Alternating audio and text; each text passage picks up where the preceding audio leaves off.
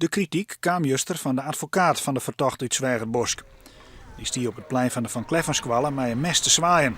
Hij lei een skiering en woepe vast zijn baasje aan. Om slimmer vat te komen, skeert de politieman hem van dichtbij del. De advocaat van de verdachte had het oer poging tot deerslag of zelfs moord. Oezin, zei het Openbaar Ministerie. Het schitten troch de politieman is uitgebreid beoordeeld door een onpartijdige instantie, de Rijksrecherche. Daar hebben wij vervolgens zelf in uitgevoerd en het blijkt gewoon dat hij terug schitten had. De advocaat van de Zwijgerbosker noemde de politieman zelfs een schietgrage cowboy.